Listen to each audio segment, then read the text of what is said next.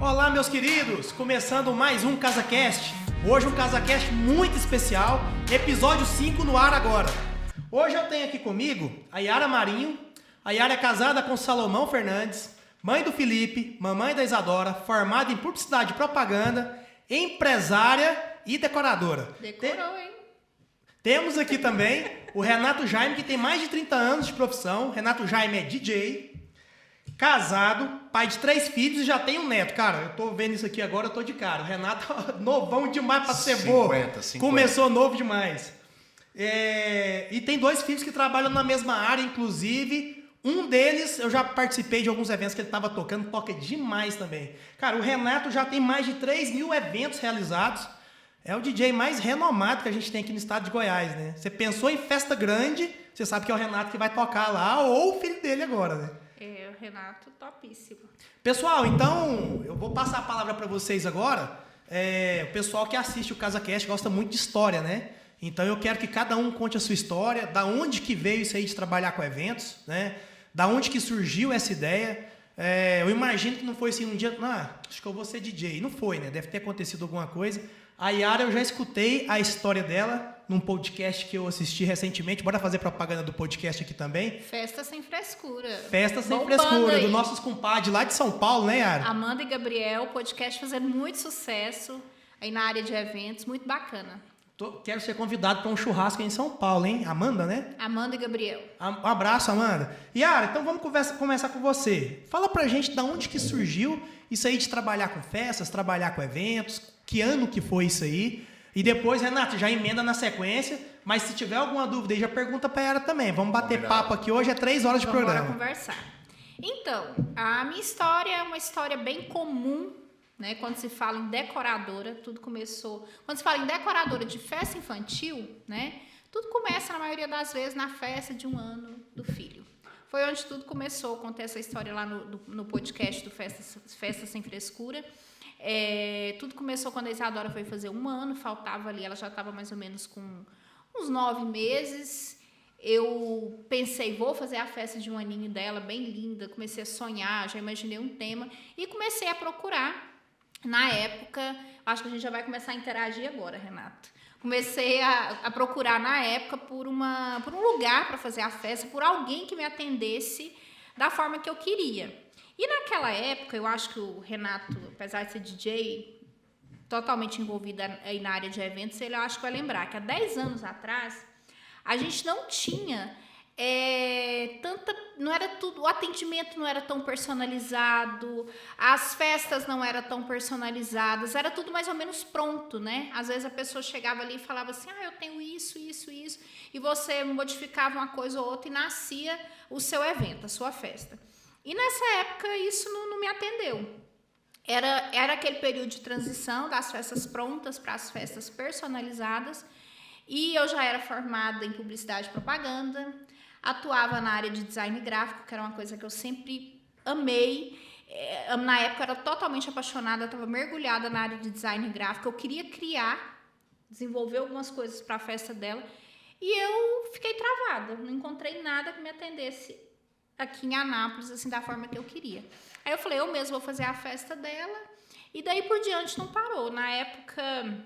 eu contratei profissionais de balão, forração, e aquele mesmo pessoal que estava lá, eu acho que já foi meio que falando, né, e foi gerando aquela curiosidade, foi aparecendo cliente, e tudo começou assim. E nessa época já tinha profissional que fazia aquelas lembrancinhas personalizadas, ou nem isso tinha aqui? Nessa época estava nascendo as festas realmente totalmente personalizadas.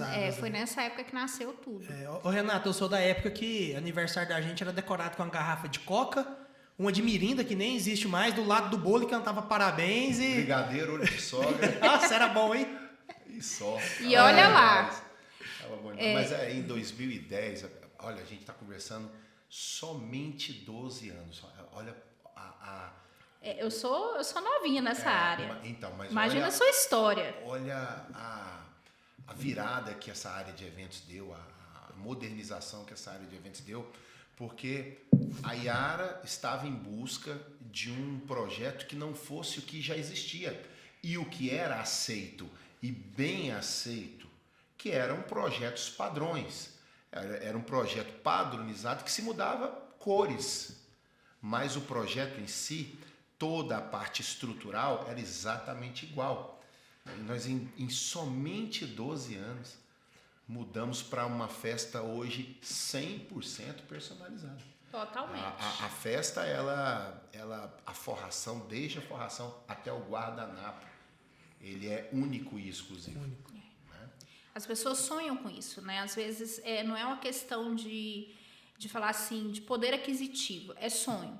Hoje, foi o que aconteceu comigo na época. Eu não pensei primeiro assim, quanto eu vou gastar. Eu pensei em como eu queria, né? Então, foi onde tudo começou. Eu falei, eu quero uma festa sim. E eu lembro que eu cheguei aí em alguns lugares, Renato, na época, e não marcava horário. Hoje a gente trabalha, né, com agenda, aquela coisa toda organizada, tem um horário para atender o cliente, é aquela coisa assim, a gente faz um orçamento, mesmo sem compromisso, fica uma hora ali com o cliente, atende, mostra para ele, personaliza o trabalho, fala assim, vai ser assim, assim, personaliza, cria um projeto, cria um sonho, e sem saber às vezes se o cliente realmente vai fechar aquele orçamento. E naquela época, eu chegava, o povo estava lá mexendo com outra coisa, eu queria conversar, eu queria um orçamento, e não saía do papel aquilo ali. Assim, não saiu do papel, não saiu do papel porque eu não fui bem atendida, né? Então, foi onde surgiu a minha ideia.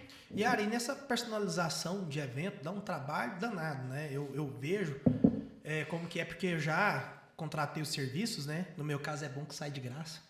A cunhada não cobra. Olha só, gente, isso aí é a parte, os problemas que a gente tem que conversar depois. Mas dá um trabalho danado, né? Que você faz toda a personalização, forração, tudo.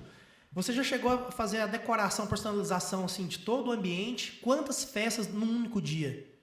O seu recorde, assim? Nossa, teve uma época, assim... Tem que rir dessa pergunta. Teve uma época que, assim... O Salomão passava mal, eu passava mal, era aquela coisa assim, eu falava assim, era Deus. Por acaso é ontem? Não. Todo dia a gente passa mas mal, deixa eu te todo contar. dia a gente isso eu tô falando sobrecarrega. antes, ali, um período bem próximo ali da pandemia, isso. A gente fez, nós estamos aqui em Anápolis, muita gente de Anápolis vai saber. A gente já decorou no mesmo dia Espaço Tim, Pérolas Kids, Vila Parque, Alpha Place e Espaço Zeppelin. No mesmo dia, eram 5 projetos grandes. E assim, sabe aquele dia que tudo acontece? A Patrícia passou mal, desmaiou, foi para o hospital. O Julimar deixou Patrícia quem? Minha irmã, que trabalha Julimar comigo. é quem? Julimar Forrador, deixou um negócio passar na orelha dele, cortar. E sabe aquele dia assim que... Acidentes. Aí no final, tudo dá certo. Mas assim, foram 5 eventos grandes num dia só. Isso aconteceu várias vezes. Várias vezes. A gente trabalhava muito, assim. Eu acho assim, a parte que vocês trabalham é bem similar à parte que eu trabalho, né? Porque aqui a gente cuida do dinheiro das pessoas. Exato. Então, a gente está trabalhando com uma coisa bem sensível, né? E uma festa, na maioria das vezes, é o grande sonho da pessoa também, né? É onde ela deposita. É onde ela deposita, né? Não só na decoração, mas, por exemplo, no casamento, aquela música que o noivo vai entrar, que a noiva vai entrar. Aquela música que vai ser tocada pro pessoal dançar ali, aquela primeira música, né? Antigamente era a primeira valsa, agora mudaram, né? Exato. Teve um casamento que você fez, que a gente foi padrinho mais a Thaís, que a música dos noivos foi um rock, foi massa pra caralho, foi muito top. Pois é. E assim, foi tudo tão bem pensado. E cai exatamente na pergunta inicial, que é sobre padronização e personalização. Padronizar casais que têm mais de 15 anos de casados, né? Hoje, lembram que existia uma música que era uma música instrumental para que os noivos entrassem, existia uma valsa de Strauss, que era a valsa que se dançava, e uma abertura de pista. De 15 anos para trás até hoje, não existe hoje música de entrada, não existe hoje dança dos noivos, não existe hoje abertura de pista. Cada um escolhe da forma que sonhou, da forma que pretende agradar os seus convidados. Então, a diferença entre padronização e personalização, até na música. Até na música. E a música simboliza muita coisa, né? Porque, assim, a decoração é aquilo que é o visual que você tá vendo, mas a música muitas vezes faz a gente chorar, A né? música de emoção, né? trabalha muito com o emocional, né? Dos convidados, do noivo, da noiva, 15 anos, né? Tudo tem uma história. Então, hoje é o que eu vejo muito assim. A gente saiu, né? Eu comecei, tenho 10 anos, né? Começou, igual eu falei, tudo na época da festa da Isadora. E de lá para cá, a gente passou por muitos períodos. Né? Aquele período assim que quanto mais personalizado, melhor. Eu não quero nada igual que você fez, porque eu quero totalmente diferente. E teve aquele período já que as pessoas aceitam, né? A gente pega um pouquinho dali, um pouquinho daqui e montar. Então, assim, a cabeça das pessoas muda muito, né? Depois da pandemia, a gente estava na época de eventos muito grandes, veio a pandemia. Durante a pandemia foram eventos muito pequenos, foi aquela coisa assim de grão em grão para encher o papo. As pessoas meio que se acostumaram. Um tal de festa na caixa. Até festa na caixa, tudo que você pensar. Não, e era sensacional, né? Foi uma adorei. ideia. Não, foi uma Agora ideia a gente que vai o falar pessoal sobre amou. inovação durante a pandemia, a gente vai falar disso aí. E a gente passou, aí foi para a pandemia, que foi um período de festas pequenas. Depois que a gente passou a pandemia, agora a gente está realmente crescendo novamente. Tá um período né, as pessoas estão voltando a ter a consciência que querem investir. A gente está com dificuldade ainda. Mão de obra foi uma coisa que sumiu aí nesse período de pandemia, né, para nós da área de eventos. Nós tivemos que capacitar outras pessoas, né, para tentar preencher a lacuna que os profissionais deixaram depois da pandemia, né? É complicado isso, porque você tem profissionais que você tem costume, você tinha a confiança de deixar um evento na mão dele. E esse profissional, às vezes, te acompanhou há 10 anos e veio a pandemia, ele entrou para um outro segmento, não quer voltar mais para o segmento de eventos, né? E você precisa de treinar uma outra pessoa. No momento em que a gente passa pós-pandemia, de uma onda, de um tsunami que é devido ao represamento dos eventos. Os eventos, eles tinham as datas para serem preenchidos. Veio a pandemia, represou todas essas datas, foram todas canceladas. E aí, a partir do momento que liberou para eventos, foi como uma comporta que se abriu. Então, foram preenchendo datas, tanto datas convencionais, sextas e sábados, como domingo, segunda, véspera de feriado, e a gente precisava de profissionais.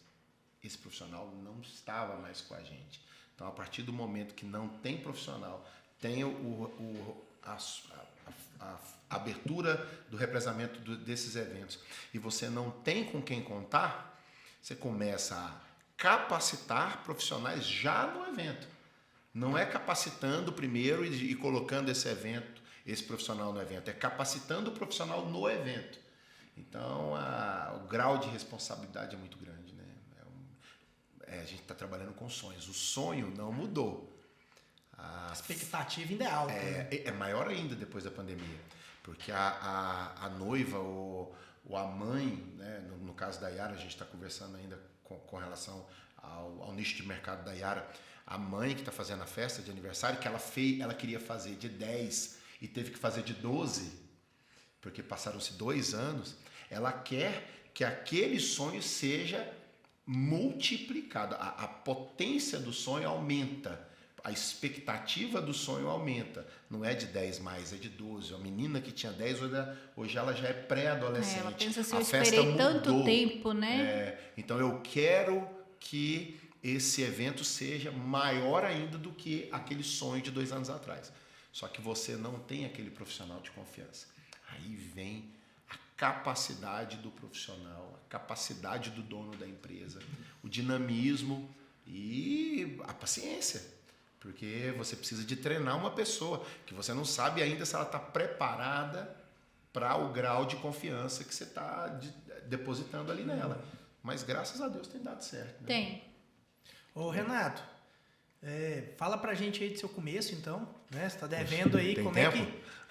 como que você descobriu que você tinha o dom para ser DJ, né? Então, não só DJ, um promotor de eventos, na verdade, né? Porque o Renato, ele vai muito além de só tocar a música e montar o equipamento. Ele organiza toda uma festa. E ele tem profissionais que tocam com ele. A gente estava antes do programa falando do saxofonista dele, que toca demais. Então, assim, fala pra gente como é que você descobriu que tinha esse dom. Bem, todo começo nessa área de eventos é muito parecido com o da Yara. Eu sempre gostei muito de música, sempre fui um adolescente que corria atrás das músicas, na época era disco, né, de vinil, sempre corria atrás das melhores músicas e tudo, e os meus amigos me chamavam para gravar fita cassete, eu cobrava para gravar na época. Aí um dia teve uma festa de 15 anos da Lorena, que hoje é casada com o André Rajar, né? Ela foi fazer a festa de 15 anos e falou: você pode tocar lá na minha festa, porque a gente gosta demais das músicas que você tem, então você podia tocar. Eu peguei um equipamento de som, 3 em 1 na época, levei para a garagem da casa dela. Era o sonho da nossa geração, né? Ter um Era. E eu peguei escondido da minha mãe, que o equipamento de som era da minha mãe. Levei para a garagem dela e a gente fez a festa. E desse dia para frente, todas as festas dos amigos em comum era com o Renato. E eu comecei a tomar gosto por isso. Aí eu fui atrás de um outro profissional que tinha iluminação. Na época eram umas bolinhas que a gente chamava de farol de fusca. E aí mudava de cor. E a gente começou a se profissionalizar, assim, de uma forma bastante amadora ainda, mas querendo ganhar um dinheiro ali, pagar uma continha de sanduíche, final de semana e tudo. E as coisas começaram a acontecer. Isso foi em 1992, eu considero o começo da minha carreira.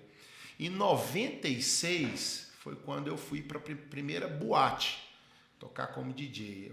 Eu sempre fui muito fã de uma boate que tinha aqui nos anos 90, que era a Fox, e eu pagava o ingresso para ficar olhando para o DJ. Aí, às vezes, as menininhas passavam e tudo, querendo conversar comigo, eu falava: peraí, deixa eu ouvir essa música aqui. Deixa eu ver o DJ. E aí, o DJ, percebendo que eu ia toda semana e ficava prestando atenção no som, ele me subiu para a cabine e falou: olha, eu vou no banheiro, toda vez que eu for no banheiro, você troca as músicas aí. Você sabe tocar? Eu falei: sei, nunca tinha mexido no equipamento na minha vida inteira. Né? Não mexia naquele equipamento toca-disco profissional, na época era Technics, né? E ele ia no banheiro e eu tocava as músicas, e quando ele voltava a pista estava cheia. E aí eu comecei a ir, e ele, acostumado a me colocar, um dia ele falou: quanto você cobra para tocar numa festa? Eu falei: quanto você me paga? Ele falou: olha, o cachê nosso aqui é tanto. Na época eu acho que não dava para pagar um sanduíche. Aí eu sabia que não era esse valor, mas eu quis, né? Eu precisava de ter estrada, eu precisava de começar por algum lado, né? Em algum lugar. E comecei a trabalhar lá na Fox. E daí foram pintando eventos. E isso foi em 96? 96. 96 já tocava, que era aquele Summer Electro Hits? Não, ainda o Summer já era finalzinho de 99 para 2000. Era as 7 melhores da Jovem Pan. Na época, né? Só clássico. Era clássico. Não, a galera da geração do Felipe deve estar perguntando o que é som 3 em 1 e que porcaria é essa de Summer Electro Hits. Não, e o que é vinil? O que é vinil, né? O que é vinil. A primeira pergunta é o que é vinil? E cassete, o que é cassete? Não, e Boate Fox, então, marcou a geração. Marcou toda uma geração. E aí eu fui pegando eventos, assim, as pessoas me vinham tocando, perguntavam se eu queria fazer. E eu sempre tive uma queda para eventos sociais. Eu sempre gostei e me iniciei nessa carreira. Meu nome começou a ser conhecido em boates, em festas, mas eu sempre gostei muito de evento social. E aí eu fui levando essa vida paralela, essa carreira paralela de DJ de boate com DJ de eventos sociais até 2003, que aí em 96 eu saí da Fox e fui para o Camorra Pub. Camorra também marcou toda uma geração. Compraram o meu passe lá, tipo, falaram: você vai começar. O Leopoldo, né, que foi um grande amigo nosso aí, ele montou a boate e falou: eu quero que você seja o DJ da boate. E aí eu fui pro Camorra. E aí fiquei no Camorra até... porque o Camorra tomava muito meu tempo, era quinta, sexta, sábado e domingo. E eu estava começando a pegar muitos casamentos aos sábados. E eu comecei a pender assim, com um carinho especial para essa área de eventos. Assim, eu gostava demais, gosto demais. Tanto que eu estou até hoje, ainda toco em eventos sociais, toco em casamentos por gostar. E aí eu tive que fazer minha opção em 2003. Ou eu ficava em shows, né, na época do Erla e tudo, eu tocava nessa área, ou eu investia na área de eventos sociais e acabei pendendo para eventos sociais. Né? De lá para cá, só alegria, só eventos maravilhosos. Assim, a gente... essa questão que a gente abordou no começo do podcast sobre padronização e personalização, ela é muito latente no meu segmento. Mudou drasticamente como era o início, a parte de receptivo de uma festa. Era Kennedy na época, era Enya. Era Richard Clayderman. Tocava Kennedy, né? Era Richard Clayderman. Não, era música de elevador. Não podia ser alto, não podia ter nada mais animadinho, porque os noivos é que abriam a festa e a pista de dança. Hoje, os noivos ainda abrem a pista, mas a gente trabalha o que a gente chama de warm-up. A gente vai aquecendo os convidados até o momento que os noivos entram. Quando os noivos entram, os convidados já querem ir para a pista. Tá tudo eufórico, né? Então mudou demais, né? As músicas, igual eu falei, era valsa. A valsa tinha um momento específico para acabar. A valsa, o noivo sofria demais porque não sabia dançar valsa. Então, assim, a gente foi modernizando as coisas. E chegou até hoje, com 30 anos de profissão. Ô Renato, e nessa mudança aí, desde quando o negócio já é mais personalizado, que uns 10 anos para cá? De 2010 o que mudou no segmento musical que as pessoas andam escolhendo? Por exemplo, teve um momento que as pessoas escolhiam mais ali um rock anos 80 para personalizar para uma entrada de noivo, alguma coisa assim, por exemplo. A gente vê que hoje, infelizmente, o rock perdeu muita força musical. Muita força musical, apesar de, sim, eu sou apaixonado em rock. Gosto de sertanejo também, porque eu sou goiano, né? Faz parte da nossa vida. Mas a gente vê que muitas pessoas não sabem nem quem que é Fred Mercury, por exemplo, né? Não sabe quem que é, igual domingo vai ter Guns N' Roses aqui. E nós tava aqui todo mundo empolgado que a gente vai pro Guns N' Roses. Chamei o Felipe pra ir, não sei nem quem que é Guns N' Roses direito, né? O Felipe é meu sobrinho. Então, o que acontece? Como é que foi essa mudança? O que é que tocava-se muito há 10 anos atrás, foi mudando, e o que é que se toca muito hoje? Hoje, uma festa social, um casamento, vamos colocar um casamento, porque o evento social, ele muda drasticamente com relação a escolhas musicais quando você faz um casamento e quando você faz um 15 anos. As músicas são totalmente diferentes. Qual é o perfil do noivo? O perfil do noivo hoje, você tem uma idade entre 22, 23 até 40, 50 anos. Então, o que os noivos priorizam? Eu sempre digo a eles na reunião de assessoria musical: faça a festa para os seus convidados. A recepção de casamento, ela não é para vocês, ela é para os seus convidados. Desde o buffet, a escolha de decoração, o barman e a música. Não escolha o que você gosta, escolha o que os seus convidados gostam. Então, a festa de casamento ela é bastante eclética. O flashback, vamos colocar assim, não vamos colocar o rock, nós vamos colocar as músicas old school dos anos 60, 70, 80, 90, 2000. Elas perderam muito espaço numa festa de casamento, mas elas ainda estão. Elas, num período de 5 horas de pista de dança, 1 hora você trabalha músicas de flashback. E deve ser a hora mais animada da pista. Né? É a hora que a gente costuma trazer os convidados para a pista. Porque depois ficam basicamente padrinhos e a galera mais nova.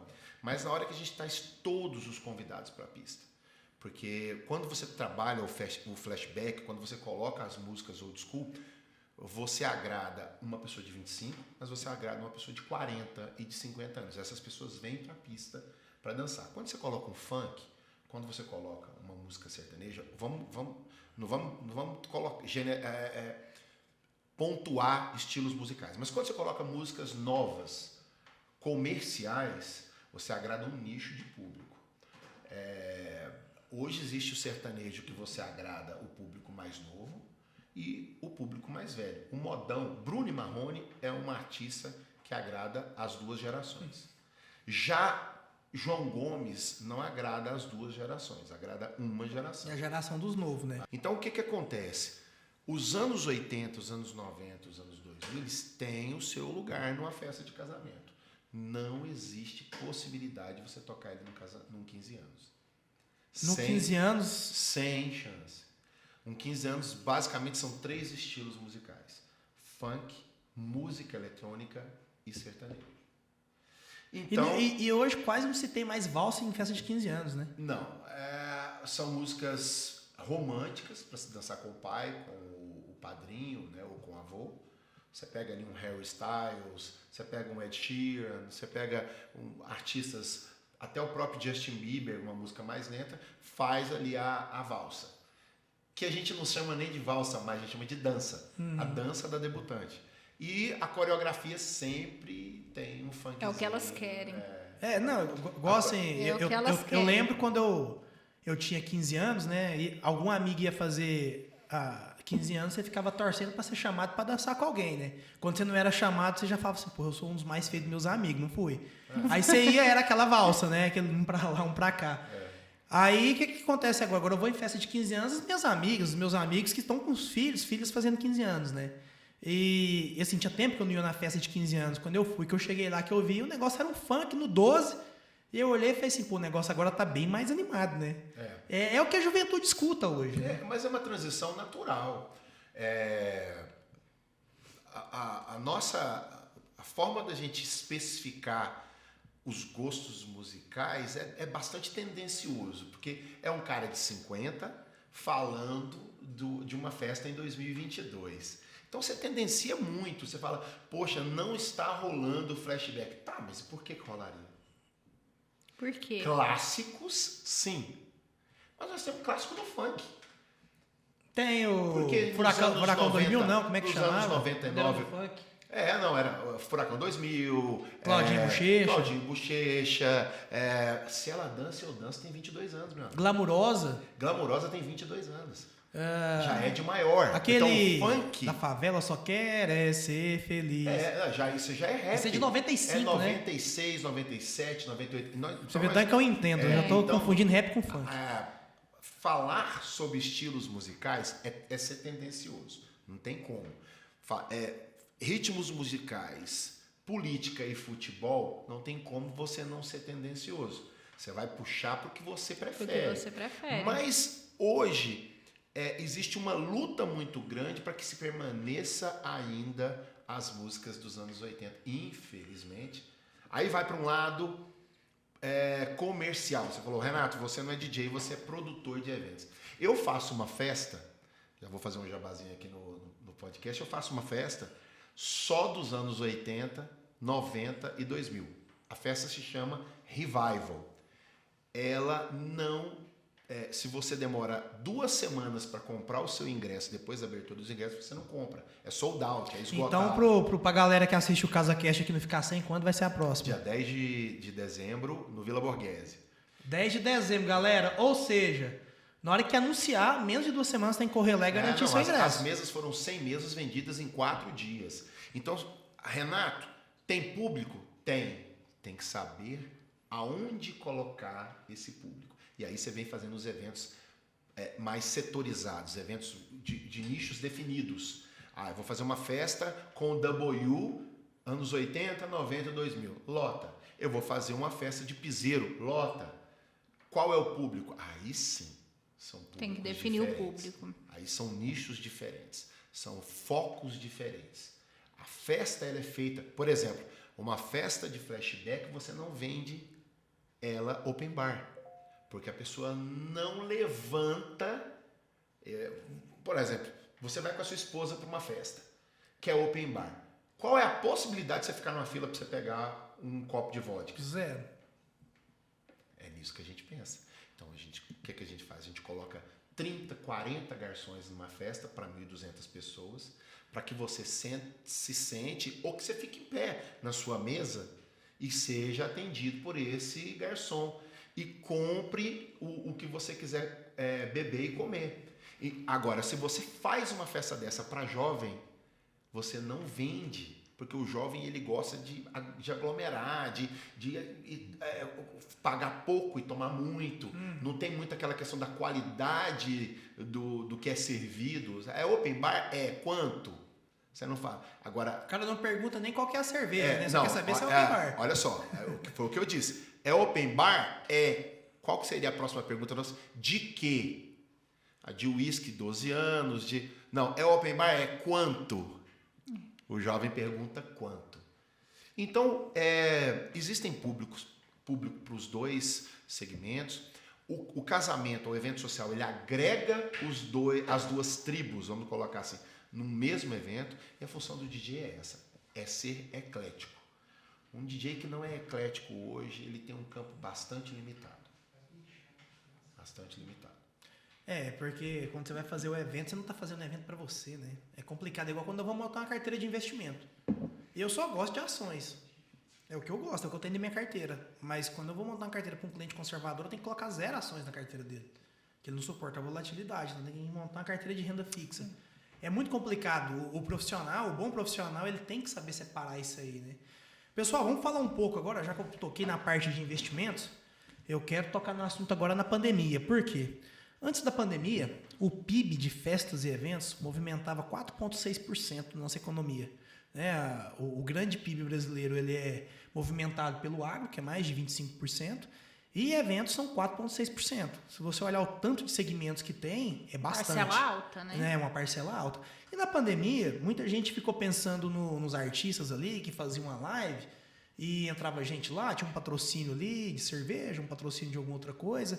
Os artistas mais renomados, além deles terem um caixa para conseguir passar esse período, eles ganharam patrocínio, fizeram um monte de coisa.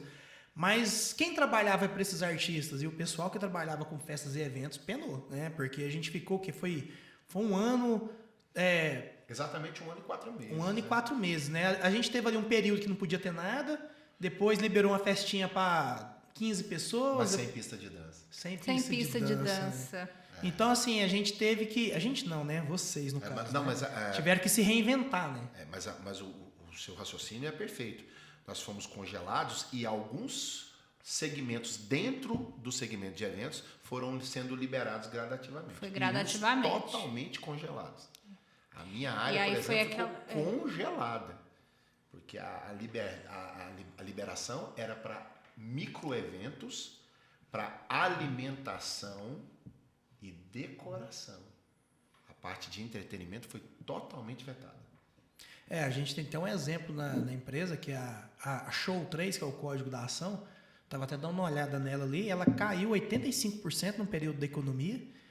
Depois que se liberou, ela deu uma porrada, subiu 588%. O que foi isso que fez ela subir? Foi demanda reprimida, igual a gente teve com voos, teve com viagens. Né? Então, o público ficou muito tempo sem consumir, ele quer consumir. Hoje, a pessoa, quando vai consumir um evento de vocês, eu acredito que ele está chorando muito menos no preço para ter coisas de qualidade do que antes da pandemia. Com certeza. Porque como a pessoa ficou ali 2 anos sem poder ter festa, hoje ele quer do bom e do melhor. Né? Quer festa. O que vocês fizeram aí durante a pandemia em termos de inovação, em termos de tentar fazer uma segunda renda? Eu sei que não é todo empresário que tem um caixa ali que está disponível, porque assim... Antes da pandemia, eu conheço vocês, assim, de saber do profissionalismo de vocês, então eu sei que vocês faziam evento demais, né? Ou seja, ganhavam muito dinheiro. E veio a pandemia de uma vez. Eu mesmo nunca vi fechar nada, né? Eu não acreditei que ia fechar. Perdi muito dinheiro em ações, porque as ações caíram e eu não acreditei que ia fechar comércio, né? Como é que foi o baque de vocês com a pandemia? Assim, o que vocês pensaram na hora? E o que vocês fizeram de inovação para poder passar aquele período? E outra coisa também que a gente pode falar... Um monte de remarcação que teve, né? Eu falo porque meu pai tem um espaço de eventos e praticamente o ano de 2021, metade da agenda dele foi para o pessoal que já tinha pago a festa para 2020. Então, assim, ele já tinha recebido... Além de ficar sem trabalhar, né? Remarcar, como Jesus voltou a trabalhar pagando, né, o passado. E é bom também porque, assim, às vezes, alguém que não conseguiu se superar da pandemia está assistindo a gente aqui nesse momento e vai ver a história de vocês que venceram esse período muito delicado da área de vocês e vão se espelhar em vocês, né? Vai falar assim, poxa, a Yara, o Renato, eles conseguiram passar isso aí, hoje está até melhor do que antes da pandemia. O que eles fizeram que deram certo? Então, assim, fala o que vocês fizeram para ficar de dica também pro pessoal. Eu não sei se o Renato lembra, não sei em que momento que foi que a gente conversou, a gente estava no celular, bem no meio da pandemia. E o Renato falou assim para mim um dia, os bons sobreviverão. Você lembra disso? Exatamente. E outra coisa que ele falou que eu não esqueci, ele falou assim, agora a gente descobriu que a gente pode viver com pouco. Exatamente. Então, assim, é aquela coisa, quando veio a pandemia, a gente não esperava, né? Aquela coisa assim de... aquela visão empreendedora que a gente tem que ter do negócio da gente, nem todo mundo na área de eventos tinha, né? Nem todo mundo estava preparado. De você falar assim, ó, eu tenho um caixa para sobre... Quanto que você fala que o caixa da gente tem que ter para passar por um período de quanto tempo? Pelo menos uns 6 meses, né? Porque assim... Foi o que o gerente do meu banco falou. Eu vou falar... vou falar um pouco aqui, uma dica para o pessoal, né? Quando você tem uma empresa, a primeira coisa que você tem que fazer é dividir caixa da empresa de caixa do seu pessoal. Isso aí pouca gente faz, né? Por quê? Eu acho que deve ser quase... Eu acho que naturalmente acho que ninguém faz. Tem que ser aconselhado por um profissional na área. Isso. Porque naturalmente eles se misturam de uma forma que você não percebe. A correria do dia a dia não deixa você perceber isso. Por que eu falo isso? Porque, por exemplo, se você tem ali 6 meses de caixa no investimento para despesas pessoais e 6 meses de caixa da sua empresa, separadinhos, você sabe quanto você vai poder ter ali de disponibilidade da sua empresa? Por exemplo, a Yara tinha uma porrada de funcionário na época da pandemia e ela ali segurando todo mundo, pagando o pessoal, mas espera aí, minha empresa vai sobreviver até quando tendo que pagar esse tanto de salário? Então eu tenho que demitir gente. Eu tenho caixa para manter pessoal empregado até quando? Se não entrar dinheiro, não tem quem faça milagre. Então a gente tem que ter essa separação. E o caixa pessoal é a mesma coisa. Se a sua empresa vai ficar 6 meses sem lucrar, você não tem que fazer retirada. Né? Então você tem que ter um caixa ali para sobreviver também. Eu sei que isso é muito difícil e assim, para mim a organização é muito complicada, porque eu sempre fui muito desorganizado. Só que, para a minha sorte, os meus sócios na minha empresa são muito organizados com caixa, então o caixa da nossa empresa é muito blindado. E eu aprendi a fazer isso com o meu caixa pessoal também. Só que dá um trabalho, porque a gente tem preguiça de anotar nossos gastos, né? Exatamente. A gente tem preguiça de saber com o que gasta. E às vezes você vê que você está gastando um dinheiro à toa, que você fica meio receoso de cortar aquele gasto. E quando você anota, você vê, igual eu assinei um stream de filme. Eu fui entrar ontem, tinha 4 meses que eu não entrava. Pra que eu tenho esse stream de filme? É baratinho, é R$30. Mas de 30 em 30 agora dá um custo elevado no mês. Você compra e não né? Eu tava comentando isso com a Thaís esses dias. Você vai lá um curso baratinho, você fala, nossa, isso aqui vai me ajudar em alguma coisa. Você compra ele e você não faz. Né? Mas você comprou. Mas voltando ao assunto dessa questão de como que a gente fez, a pandemia ela bateu na nossa porta, assim, eu lembro até hoje que eu estava montando um evento num sábado. 13 e de o pessoal, aí o pessoal falou assim para mim, disse que amanhã vai fechar. 14 de março. Aí eu falei assim, como assim? E o evento, eu montando, correndo, minha preocupação era entregar o evento. Quando foi 14 de março, cheguei em casa, vamos fechar por 15 dias, porque vai precisar de... Decreto do Caiado. Vão organizar leitos de UTI e tal. Mas era algo tão novo, que a gente não sabia nem que assunto era aquele direito. E era assim, então, vão ser só 90 dias, né? De 60 a 90, no máximo, né? Porque lá na China foi assim, vai ser de 60 a 90. E aí foi onde a gente começou, a gente falou, não, tudo bem. Aí na semana seguinte eu teria muito evento, consegui conversar com calma, né, com os clientes, mas aquilo ali, gente, foi 15, 30, 60, 90, foi 120. Aí saiu o 180, decreto que seria 150 dias sem evento, né, Renato? Sem pista de dança foi quanto tempo, Renato? Sem pista de dança foram 4 meses. 1 ano liberou os eventos, com restrições. 1 ano e 4 meses eu fiz minha primeira pista. Cara, então você ficou 1 ano e 4 meses sem tocar. 1 ano e 4 meses. E digo isso Eu tive oportunidades de fazer festas clandestinas e falei, não vou fazer.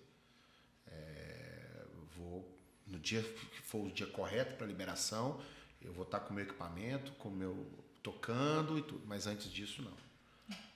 Foi um período assim que a gente precisou se reinventar. Eu volto naquela fala que eu falei no comecinho, que a gente entrou no assunto, que eu falei, Renato falou assim, os bons sobreviverão, e que a gente comentou também sobre, que a gente falou, a gente agora aprendeu a viver com pouco. Ou seja, o que essa fala, a gente aprendeu a viver com pouco, me lembra, né? É essa questão da organização. A gente, às vezes, trabalhava tanto, e sua despesa para trabalhar era muito alta, né? Quanto mais você trabalha, mais despesa você tem. E a gente vivia naquela desorganização, a desorganização do financeiro. Você trabalhava muito para atender todo mundo, para agradar todo mundo. Tinha sempre um cliente que você não podia desagradar ele, porque era aquela coisa assim, nossa, como é que eu vou falar para esse cliente que eu não tenho a data dele, mas é o meu cliente que estava comigo ano passado. E você atendia aquele cliente no sufoco, montava uma equipe extra, mas aquele cliente ele não te dava um lucro, porque se tornava muito caro fazer aquele evento. E a gente achava assim que estava nadando em dinheiro, né? Falava assim, nossa, porque a retirada, a entrada de valores era muito grande. A gente gira muito, né? A gente estava numa vibe vida louca. Entrando dinheiro, entrando receita. E aí entrava e saía e sobrava na conta. Aí você falava, poxa, então tá bem, tá bom. Tá ótimo. Tá ótimo. Só Até que, o dia que você ficou 1 ano e 4 meses sem trabalhar. Só que eram eventos que iam ser executados com 6 meses. Aí a cliente falava, pô, vou te pagar à vista. Quanto você faz de desconto? 10% de desconto. Tal, pagava à vista. O evento ia acontecer, né, em tese, acontecer daqui 180 dias. Só que veio a pandemia. Então você pega uma receita antecipada, dá um desconto de 10%, o evento vai ser executado daqui 6 meses, só que não foi 2 anos depois. Então é complicado, né? Não era fácil. Não é fácil. Não. Mas era uma receita entrando o tempo todo, né? A Yara o tempo todo era forração, palco, decoração e tudo. E eu, painel de LED, piso, DJ. Eu até a pandemia, eu confesso, aqui, ó, 30 anos de profissão. Tem 27 anos que eu assumo que eu não sabia trabalhar. Eu assumo aqui no podcast, eu não sabia separar o que era meu de cachê e o que era de estrutura, o que era de painel de LED. Hoje, depois da pandemia... Caso é caro. Depois da pandemia eu separo o preço que eu pago pelo painel de LED, o lucro do painel de LED, o lucro da iluminação, o lucro do som, as horas extras, o meu cachê, esse é meu. O restante é para pagamento da empresa. Então, eu não sabia, porque era muita grana. Precisou de dar esse time, esse break, para a gente começar a analisar um monte de coisa. Né? Analisar valor também. A gente dava muito preço. Valor, não. Entendi. A gente, se eu tinha um mês que eu estava ganhando bem, que eu tinha feito bons contratos, eu não hesitava em fazer um contrato com valor abaixo do que eu cobrava, porque eu já estava ganhando. Não. Então, você começa a reaprender. Né? Então é complicado. O que eu falo, né? Quando você tem dificuldade, você tem que aprender com essa dificuldade para você crescer, né? Profissionalmente, então, se falando, não só profissionalmente, mas para a vida, né? Nossa, a área de eventos aprendeu. A gente participava eu participava, não sei se o Renato, de alguns grupos de profissionais da área de eventos. No começo eu comecei a ler as conversas, o pessoal não tinha contrato, gente. O pessoal não tinha. Ela no fio do bigode. Então, assim, sabe aquela coisa... Mal feitos. Contratos mal elaborados. Contratos que eram feitos com bloco de ordem de serviço. Isso. Então, assim... Famosa notinha. Uma coisa que todos nós da área de eventos aprendemos, todos, que o nosso contrato começa a valer na primeira reunião. Isso nós aprendemos agora. Essa é uma cláusula que está na maioria dos contratos de quase todos da área de evento, quase todos, que é assim, valor, tantos reais, cláusula rescisória, 30% em cima de reuniões para definir projeto, reuniões para se definir assessoria musical, a visita técnica, isso não era cobrado, a gente gastava insumos, a gente gastava combustível, a gente gastava o nosso tempo que é o e não mais era valioso. cobrado. E não era cobrado. Sabe como que nós descobrimos isso? Quando a cliente vinha e cancelava o nosso contrato e dizia: eu quero todo o valor de volta. Ué, mas por quê? Vocês não trabalharam ainda, ué. Por que vocês precisam de... Oi? Mas e aquele que não estava no contrato? Aquela reunião não estava no contrato. Aquela visita técnica não estava no contrato. Aquela assessoria musical não estava no contrato. Ou seja, o tempo que a gente... O honorário, o nosso tempo que foi gasto na idealização do projeto não era computado e, acima de tudo, não era remunerado.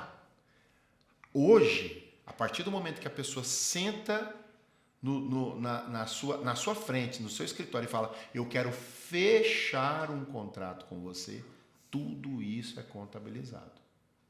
Nada mais justo. Então você, querido, você aí, ó, que ainda não tem um contrato personalizado assim, pega o fio aqui, que o pessoal aqui que tem muita experiência, e coloca no seu contrato. Inclusive você, viu, Arley? Olha seu contrato, você tá desse jeito aí. Arley é meu pai, pra quem não sabe. Um abraço pro meu pai. Todo podcast tem que mandar um abraço pra ele. Mas é isso aí, a gente aprendeu a trabalhar. Foi com a dor, né, que a gente aprendeu muita coisa. Fomos trocando informação, muitas coisas foram acontecendo sem que a gente, sem que a gente tivesse programado lá atrás, igual o Renato falou, né, colocado em contrato. Então, hoje a gente aprendeu a formular um contrato, a ver onde dói, né, porque nós da área de eventos, turismo, a gente pagou um preço muito alto mesmo. Uma classe que foi arriscada do mar. Foi um preço muito alto, porque assim, ninguém veio lá na nossa porta e falou assim, ó, vocês vão ter um benefício.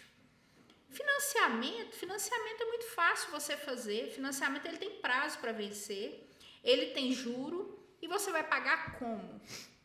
Entendeu? Então, isso é muito fácil. Você fala, você não faz um financiamento e paga suas contas. Renegocia, mas como? Você tá ali dia após dia, sem trabalhar.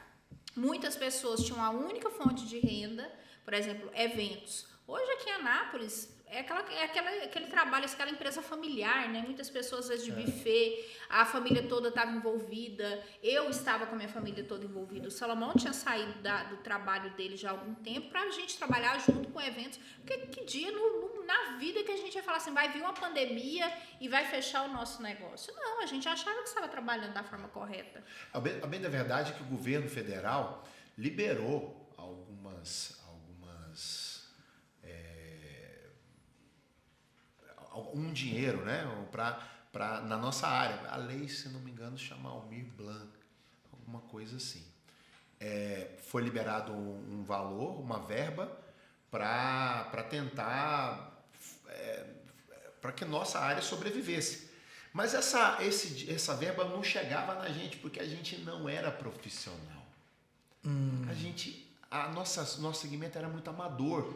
Por exemplo, aonde chegava essa verba? Quem tinha CNPJ, quem emitia nota fiscal, podia provar no imposto de renda, que ganhava determinado valor. E a grande maioria, 90% do nosso segmento, era muito artesanal.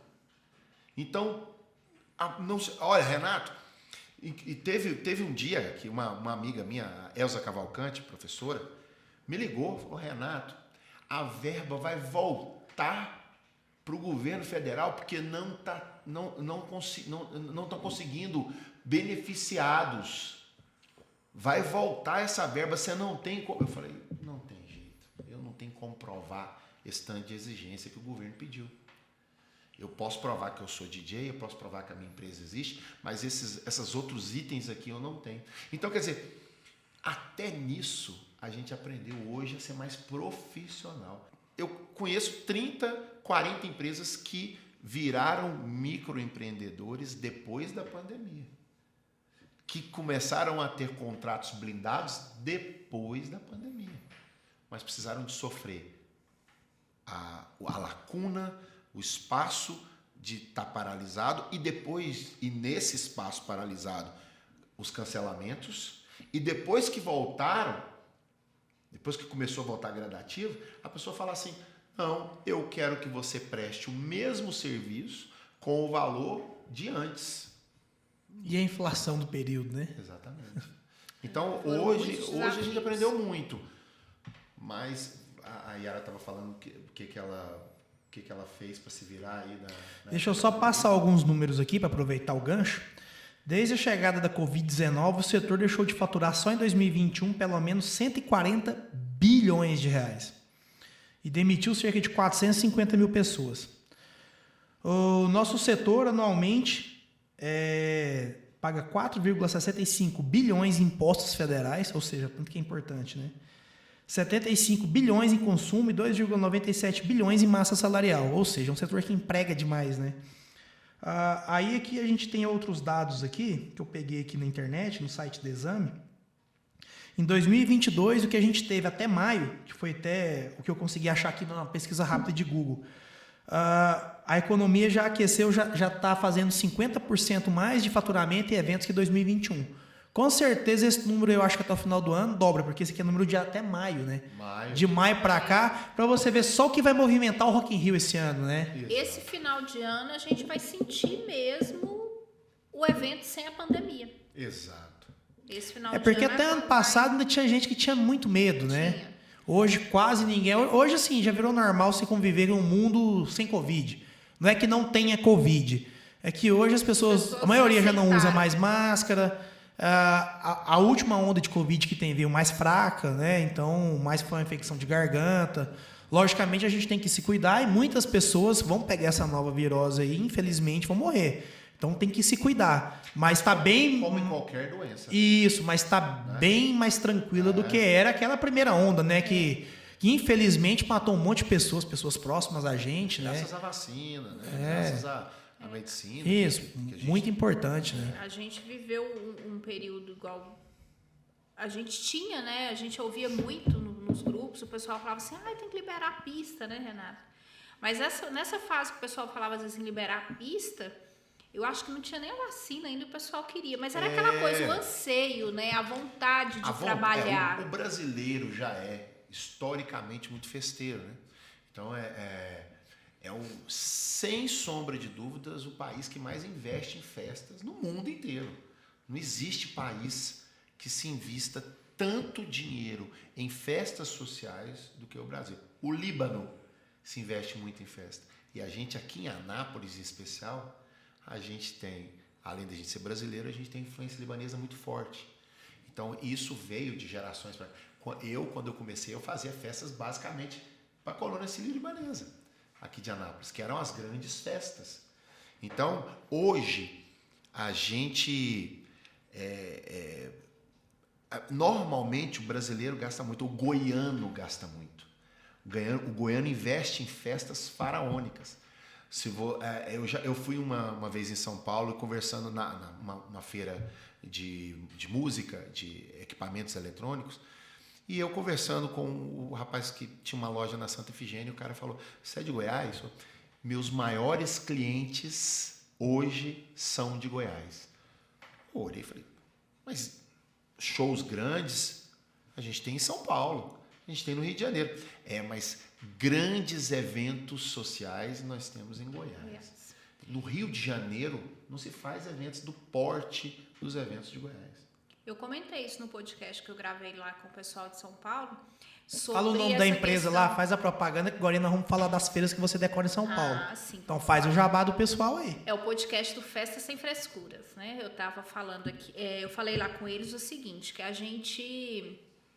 Quando começou as grandes festas infantis, Eu comentei que Goiás foi um berço de grandes projetos. Com certeza. A gente viu aqui, Goiás se tornou referência, os olhos se voltaram para cá, porque a gente viu nascer aqui coisas em festa infantil que não tinha lugar nenhum no Brasil. É tipo o mêsversário? Não. Eu acho o mêsversário a coisa mais absurda do mundo, mas eu fiz para minhas filhas. Estou falando de festas grandes falando do mesmo, de investimento. grandes projetos. Do Por investimento. exemplo, antigamente, gosta de falar assim, se você pega uma mesa pronta, né, e aluga lá um painelzinho, um biombo, né, que antigamente existia, e aí você pega hoje, aliás, na época que foi o grande boom, né? Só te interrompendo, ainda existe. Existe. Em grandes cidades do Brasil, ainda existe a mesa pronta e o biombo. Existe. Só que a Anápolis cresceu em cima dos investimentos que eram feitos em casamentos. O que eu vi dar um boom nessa área infantil? A mãe que tinha feito um casamento sensacional, casou numa festa de arromba e no primeiro filho falou, eu quero fazer uma festa do mesmo nível. Então, decoradoras como a Yara se depararam com investimentos de 50, 60, 70, 100 mil reais. Mas como? Aí começou a crescer de uma forma que investimentos, festas de 10, 15 mil reais, eu estou colocando valores aqui, mas é mais ou menos isso. Assim, festas pequenas giravam esse valor. E as festas hoje são ilimitados o valor gasto. Então, se comparam... Mas de acordo com a criatividade da cliente. Né? Mas de acordo com o sonho. Com sonho. A filha quer fazer uma festa de Frozen. Vamos, só uma ideia. Antigamente se colocava como se diz, um painelzinho, um painelzinho. Fantasia da Flor? Não, printado, né? Feito um bannerzinho, iluminação, tá lá o Frozen. A menina hoje não, hoje você contrata a própria princesa para estar lá. A festa que a gente fez do dinossauro, do filho da Sabrina. Exato. Ela queria movimento, aí a gente falou, não, peraí, não vamos colocar um painel sublimado no fundo, a gente vai colocar LED. Né? E aí ficava ali as imagens do Jurassic Park. E a Yara me ligou e falou assim... É a mesma festa que tinha um circo? Não, essa foi outra... A do circo é outra história. Isso aí eu achei sensacional, né? Meu sonho era ter uma festa do circo daquele. Essa questão do dinossauro, boa colocação. A Yara falou, olha, eu tenho uma cliente que tem um filho, que o sonho do filho é dinossauro. Ela dizendo, eu já fui em tal lugar, não vou falar aqui, já fui em tal lugar e já loquei os dinossauros. Eu falei, tamanho família? Ela, tamanho família. Ou seja, dinossauros tamanho natural. Eu falei, onde vai ser? Numa chácara. Então, tudo voltando para a selva, para o dinossauro, para a vida jurássica, aquela coisa toda. Eu virei para ele e falei, vamos colocar um painel de LED gigante atrás com ela, banner, foto. Eu falei, não, o vídeo de dinossauro andando na floresta e aparecendo e fazendo rugido e bravo e tudo. E ela, mas e aí? Eu falei, e o som vai passando só barulho de dinossauro, que não era o mesmo barulho do filme. Aí ela fez um vídeo, aí nós falamos, e aí, como é que faz para ficar tipo pântano e tudo? Mete uma máquina de fumaça o tempo todo jogando fumaça para ficar aquele tipo clima de pântano. E aí ela fez uma filmagem entrando na chácara, vamos supor, na selva, com a fumaça e o barulho dos dinossauros. Aí ela jogava. O Rios nem precisou de áudio, de música. No seu Instagram, esse Rios? Não, o Rios dela o Rios não era com o áudio do Rios, era o áudio natural. Nem precisou de uma musiquinha, né? Foi então ela fazia um close na boca do dinossauro, o dinossauro fazia barulho. Muita luz, muito movimento. O que nós recebemos de feedback da mãe? Foi espetacular. espetacular. Eu me arrepiava do começo ao fim. Eu achava... eu fiz um detalhe legal que eu coloquei o nome do aniversariante da forma jurássica com imagens, os dois, com os dinossauros passando por trás do nome. O dinossauro vinha, passando. Então ela, Renato, eu me arrepiava, foi mais do que eu sonhava. Esperava. Isso não tem preço, não né? Tem preço. Não tem ela preço. pagou por uma ideia. O mais do que eu esperava, isso não tem preço. Não tem. São coisas assim, a gente trabalha com sonhos, e essa retomada agora, a festa dela foi pós-pandemia? Foi pós-pandemia, já tiveram grandes eventos, né? E isso é muito bom, mostra que a gente está apto para executar, né, grandes projetos. Tivemos um grande projeto, o circo. E depois do dinossauro veio o King Kong, né? Não, esse foi do eu liguei pro Renato, falei, Renato, deixa eu te falar, de 10 metros de eu tô altura. precisando de você. Você tá onde? Você pode vir aqui numa reunião?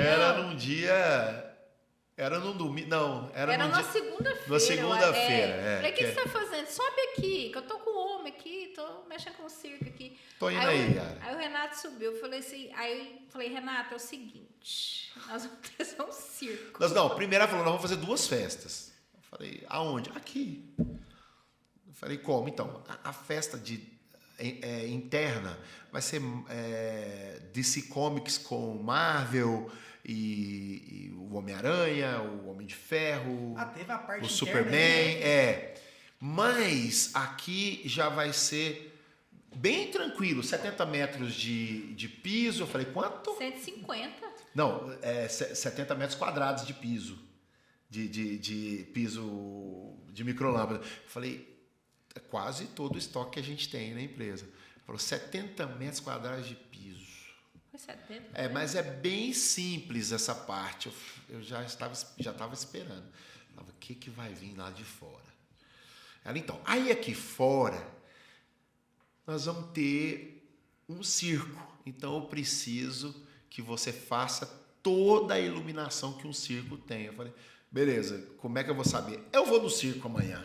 Amanhã eu te mando um vídeo. Aí eu vou lá assistir. Aí eu tô bem tranquilo em casa, ela manda os vídeos.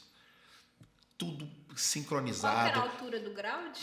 A altura do ground era 8 metros de altura e ele passava para fora do ground e subia 2 metros a mais. Para quê? Para que mostrasse a grandiosidade do King Kong, que ele subiu acima da estrutura.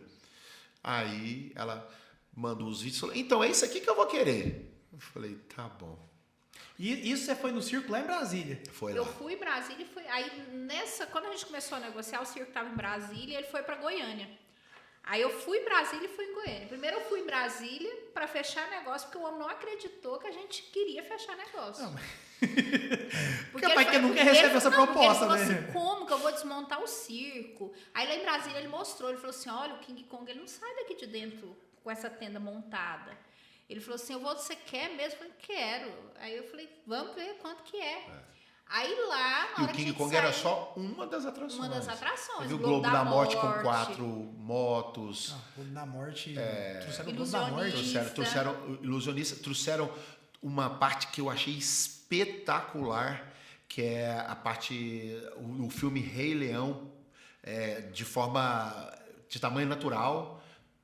Aquele Timão, Pumba, o Rei Leão, os elefantes.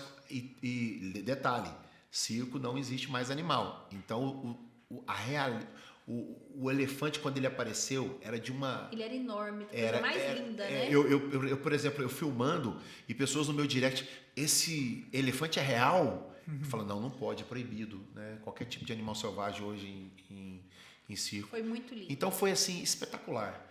E aí, ficou naquela dúvida, você vai conseguir montar? Primeira coisa, essa estrutura toda sincronizada, de acordo com a música, o artista ele saía do palco, eu tinha que ir levando a iluminação, aí voltava com outra iluminação, outra cor. Não, eu consigo te atender, Yara. Tá, mas montando em um dia? Eu falei, oi? Um dia? É o desafio que a gente tem. Porque o evento é na segunda. Eu falei, é quando? É na segunda que vem. Segunda-feira, com a agenda lotada na quinta, na sexta e no sábado, os meninos iam desmontar um evento para montar no domingo, para executar na segunda. Eu falei, vamos embora, vamos fazer. Então, você que está assistindo de qualquer lugar do Brasil, falou com um monte de gente, está colocando dificuldade na sua festa, é o seu sonho, entre em contato com a Yara e com o Renato, que eles executam um projeto para você. Mas só um favor, sonhe grande. Assim, sonhe grande e dá prazo para nós, né? Pra gente não morrer Pelo do menos coração. 24 horas. Dá prazo, mas aqui desmontando no domingo, montando na segunda. A Sabrina, ela me ligou na sexta. A Sabrina me ligou na sexta. Eu tava Sabrina pensando, é a que é a mãe do filho que fez o aí eu tô lá, aniversário de Sabrina me dinossauro. ligou sexta-feira. Eu falei, Sabrina, tava lá cortando o cabelo da Isadora e ela me ligou. Eu falei, deixa eu te falar, eu tive uma ideia. Falei, o que foi? Ela falou assim, resolvi casar na segunda. Eu e o Rafael, a gente vai fazer 15 anos de casa de união na segunda-feira.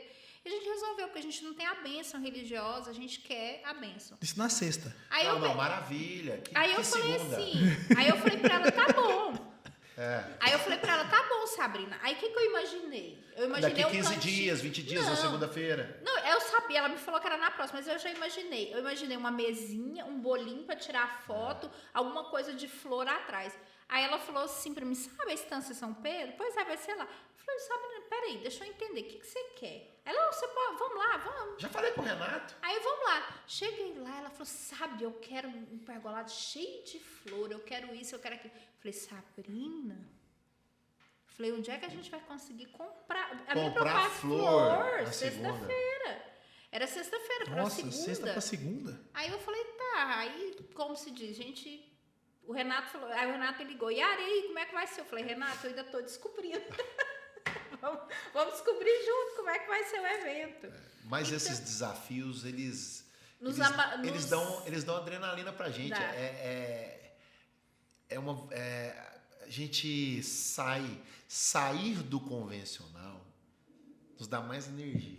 Vocês chegaram... O desafio é uma coisa... Vocês chegaram num patamar que hoje o que move vocês, logicamente, todo mundo está no segmento para ganhar dinheiro, mas é também os desafios, claro, né? Claro. A mesmice já não dá aquela adrenalina. Você vai lá, faz, já sai no automático, coisa quando ela é muito simples. Você faz tão facilmente, né? O evento em si, ele é cheio de adrenalina, porque eu acho que poucos os segmentos se trabalha com hora para entregar como é o nosso.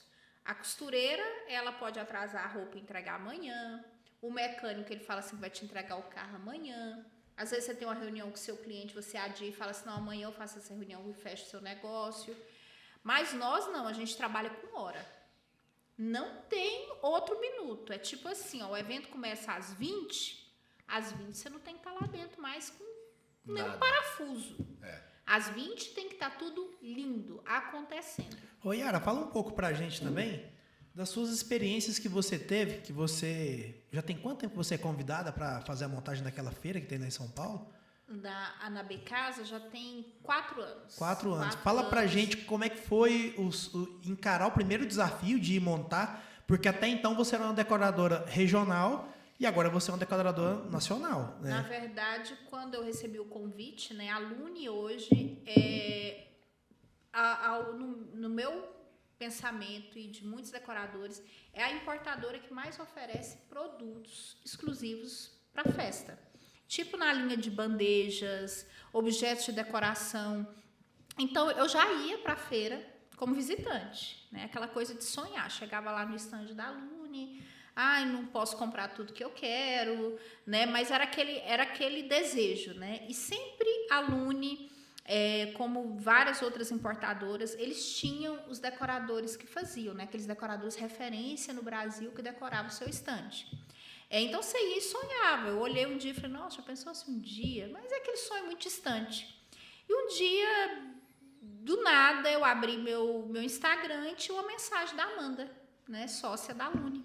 Lá é uma empresa familiar, Amanda, Miguel, Samira. E um dia a Amanda me mandou uma mensagem, falou assim, eu queria que você viesse aqui em São Paulo pra gente conversar. Aí eu olhei assim, eu falei, Amanda, é da Lune, é verdade isso, é verdade esse bilhete? Aí eu peguei, conversei com o Salomão, ela falou assim, você pode vir tal dia? Eu falei, vou. Aí eu falei, Salomão, você vai comigo? Porque era um negócio assim que eu falei assim, não sei nem o que é, se você vai comigo. Aí a gente foi junto. E chegou lá, teve a proposta. E aí, naquele dia ali eu falei assim, nossa, né, a chave virou. E comecei a fazer os projetos. É sempre um desafio muito grande, porque você não pode levar para lá algo que você está acostumado a fazer. Embora seja um stand onde a gente não tenha um grande espaço para criar uma mesa decorada, é sempre muito pequeno, porque são muitos produtos para ser expostos, tem toda uma logística que acontecer ali dentro. Então, geralmente, eles compram um espaço na feira e a gente, na hora que eles executam um projeto, você vai ter esses 2 espaços aqui para você criar 2 cenários. E aqueles cenários, ele é vitrine para o Brasil e para o mundo. Hoje a Becasa é a maior feira da América Latina no segmento de eventos, de decoração de uma maneira geral, né? Não é só decoração de eventos, como decoração de interiores também, que ela é a maior. E ela é uma por ano? 3. A Becasa são 3 edições. Uma geralmente acontece em fevereiro, uma ali próximo do meio do ano, que é realmente voltada para eventos, e depois em agosto outra também que é mais geral. Então, assim, quando eu passei aí, muitas portas se abriram, a mente se abre muito, porque você começa a ter contato ali com pessoas do Brasil todo, né, decoradores, você começa a ver como que cada um trabalha, ideias começam a surgir, porque quando você está na feira, chega ali o produto que é novidade, você vê ele em primeira mão. Né? Isso é muito importante para você crescer. Às vezes você fala assim, e quando eu comecei mesmo, para mim a primeira vez na feira foi difícil, né? Você pensar assim, eu vou comprar uma passagem, eu vou me hospedar, eu vou ter uma despesa de estar lá e fala assim, mas eu tô levando dinheiro para comprar. Não é simplesmente comprar, é você ver o que é tendência, você ver o que está nascendo, você entender um pouquinho do mercado, você ver quem está lá. E de repente você está ali do lado de todo mundo, né? Isso para mim é algo que não tem preço. Eu falo muito para Amanda. Eu falo, Amanda, a gente não tem que se acostumar com isso aqui. Cada feira, né, a gente tem que... A Samira, que é a mãe da Amanda, toda feira quando a gente termina o stand, ela fala assim, nossa, esse é o mais lindo de todos. Eu falo, Amanda, certa tá a Samira, que fala isso em todo stand que a gente finaliza, porque a gente não deve se acostumar com nada. Exato. A gente tem que se alegrar, porque o dia que você começa a entregar qualquer trabalho na vida, como se, terminei. Você não ama, não tem mais aquela paixão, aquilo não te impulsiona. O seu trabalho ele tem que te impulsionar. Então, assim, todo stand que a gente termina, a Samira chega lá, é o mais lindo de todos. Eu falo, certo, é a Samira, que se impressiona com todo o trabalho. Isso aí é importante. Vale destacar aí também que a Yara tem toda a participação de decoração, mas tem do lado dela um puta braço direito, que é o Salomão, meu né? maridão, meu Salomão, super... Né? Ele tá ali. Mas... mandar um abraço pro Salomão que tá assistindo a gravação do podcast aqui. Ele podia falar um pouquinho aqui pra gente, né? Pra gente rir um pouco, aí é engraçado, viu? Não, o Salomão, eu falo, no dia que eu começar a colocar ele na história do negócio, vai mudar, Renato. Vai. Ele vai atrair likes. Ele vai atrair likes. Porque, lá em São Paulo, o pessoal morre de rir dele. Eu não sou a estrela lá, não. A estrela é ele. Tem que ressaltar isso. Pessoal, infelizmente o tempo corre e... Já tá longo. E o nosso diretor já tá falando no meu ponto aqui que a gente precisa finalizar para não ficar extenso demais o episódio. Não, pera aí, já vou falar com eles aqui. Então, assim, eu queria que vocês deixassem uma mensagem para quem está nos assistindo, nos ouvindo aí. Uma mensagem de superação ou uma mensagem para quem está iniciando. Ou que vocês falem alguma coisa do coração mesmo, que vocês acham que seja importante, que ainda não foi falado. Porque, assim, acompanhando a história de vocês dois, vocês são baita empresários, né? Teve erros e teve acerto igual todo mundo que venceu na vida. Então, vocês aprenderam muito com a pandemia. Mas, igual o Renato te falou, os melhores se sobressairão e vão ganhar mercado. Porque os ruins vão ficar pelo caminho e vai sobrar cliente para vocês. Além do de vocês, outros também. Então, eu acho muito importante vocês deixarem uma mensagem aí que, com certeza... vai servir bastante para alguém que vai estar vendo a gente aqui. Vamos lá. Seguinte, eu acho que... Primeiro, agradecer pela oportunidade, pelo convite. Né? Muito eu bom, que agradeço vocês bom estarem aqui. Tá doido. E dizer que eu acho que a maior mensagem que eu posso deixar com tudo que a gente falou aqui, né? já que a gente está num podcast aqui que fala muito sobre financeiro, né? É organização, gente. Trabalhe, mas pense no que você está fazendo, tire um tempo para se organizar. Eu converso muito isso com o Salomão, que a gente viveu, né, um período antes da pandemia, onde a gente trabalhava muito, muito, muito e achava, o que a gente comentou aqui, achava que estava tudo bem, que estava tudo certo e achava que tinha dinheiro em caixa, estava tudo bem. Mas a gente viveu um período que nos ensinou muito. Então, seja profissional no seu negócio. Se você é da área de eventos, entenda que você tem uma empresa. Essa mesma mensagem eu deixei no outro podcast. Você é um empresário, você não é um profissional simplesmente da área de eventos. Você tem uma empresa e essa empresa precisa de gerenciamento, ela precisa ser administrada. Então, entenda sobre administração, sobre financeiro, para você alavancar o seu negócio e ter uma grande empresa. Uma empresa próspera que vá sobreviver a outras pandemias, se Deus me livre, vier, né? Então, a gente precisa de pensar grande, ser profissional e sonhar. Se você é da área de eventos, você tem que fazer também por amor, por paixão. É isso aí. E você, Renato? Eu quero primeiro te agradecer pela oportunidade de estar mostrando agradeço, Renato. Uma honra um pouquinho da pra mim. minha história, né? Foi para mim, eu só aprendi aqui, contei um pouco da minha história, ouvi muita coisa e falando sobre aprendizado, sobre tudo que a gente passou nessa pandemia, o que eu tiro para levar para a minha vida toda, e para as pessoas que estão começando agora, pós-pandemia, porque nós estamos falando de pessoas que não passaram pela pandemia no nosso segmento, mas a gente tem que lembrar que a vida é um ciclo. E nesse ciclo, novos profissionais estão surgindo pós-pandemia. Muitos nos deixaram, muitos não estão mais presentes aqui, muitos não deixaram o nosso segmento para se aventurar e para correr atrás do seu sonho em outros segmentos, mas muitos estão começando. Então, o que nós, que passamos por essa tempestade dentro, no olho do furacão, podemos passar para quem está começando? Persistência. Eu digo que persistir é o maior dos dons do ser humano. Quando eu comecei na minha área, todas as pessoas, sem exceção, mas sem exceção mesmo, disseram para mim: ser DJ não dá dinheiro. Ser DJ não vai te levar a lugar nenhum. E hoje, realmente, ser DJ não me trouxe dinheiro, mas fazer o que eu amo me trouxe dinheiro. Pode ser DJ, pode ser um consultor do mercado financeiro, pode ser uma decoradora. Faça o que você gosta de fazer de verdade. Mas, acima de tudo, o que você gosta não vai te isentar dos obstáculos. Persista. E isso eu levo para a área financeira. Persista. Se hoje não deu, amanhã vai dar. Se amanhã não deu, depois de amanhã vai dar. Então, eu digo que a gente só vence, o cavalo vencedor é o que persistiu durante maior tempo, mais do que o cavalo do lado. Então, o profissional que persiste, ele consegue chegar no seu sonho, e a gente tem por profissão, realizar sonhos.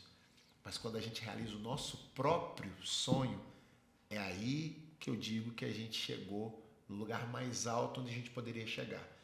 Através do nosso sonho, realizar o nosso sonho. O sonho da Yara foi ser decoradora. E nesse período ela realizou o sonho dela, que é decorar uma grande... uma exposição famosa, né? Realização pessoal. Uma realização pessoal, um sonho. Quando a gente que está acostumado em realizar sonhos, realiza o nosso próprio sonho, a gente conseguiu tirar a pérola de dentro da ostra. Então é isso que eu quero deixar para quem está vendo esse podcast. Persista. A forma que você achar que você tem que persistir. Na minha forma foi com humildade, aprendizado, voltando atrás, batendo cabeça e chegando nesses 30 anos com filhos formados totalmente com o dinheiro da música, neto com o dinheiro da música, os meus sonhos foram realizados pela música e ainda tem muito a realizar, com persistência. Pessoal, então, o que eu aprendi com esses dois aqui, né? A mensagem que eu vou deixar, antes de falar um pouco de financeiro aí, pra gente estar finalizando o episódio, é que a arrogância precede a queda. Por que os dois perseveraram? Porque quanto mais eu vejo eles crescendo, eu vejo que mais humilde eles ficam. Então, se você está crescendo, mantenha sua humildade, mantenha os pés no chão. E, igual o Renato colocou aqui, não vai desistir no primeiro obstáculo, né? A maioria das pessoas desiste muito cedo das coisas. E seja um pouquinho acima da média. Se você for um pouquinho acima da média, você vai ganhar dinheiro com qualquer profissão. Porque a maioria se contenta com a média, né? E a mensagem que eu vou deixar de investimento aqui para vocês é: tenha um fundo de emergência. Tenha uma reserva de emergência. Não só para um momento de pandemia igual eles passaram, mas pode ser para um momento de doença, pode ser para um momento de desemprego. Então, a primeira coisa que você tem que fazer quando você começar a ganhar dinheiro não é mudar seu padrão de vida. É fazer sua reserva de emergência. Aí sim, você pode realizar um sonho de comprar um carro importado, né? Ou um carro sem ser importado também. Eu falo carro importado porque, assim, muita gente sonha e acha que não vai realizar. Exato. E depois que começa a trabalhar, realiza esse sonho de ter, né, um esportivo, alguma coisa assim, um SUV, que agora é a moda é SUV, viagem, né? É uma grande viagem. Ir para um relógio caro. Quer ver? O que é a viagem, minha mulher? Que é Maldivas, né? Eu não sei nem onde fica. Então assim, pessoal, então acredite em você. E para mim foi prazeroso demais estar gravando com esses dois monstros aqui da área de eventos. Para mim esse episódio foi uma festa e esse foi o episódio 5 da Casa Cash. Um grande abraço a todos.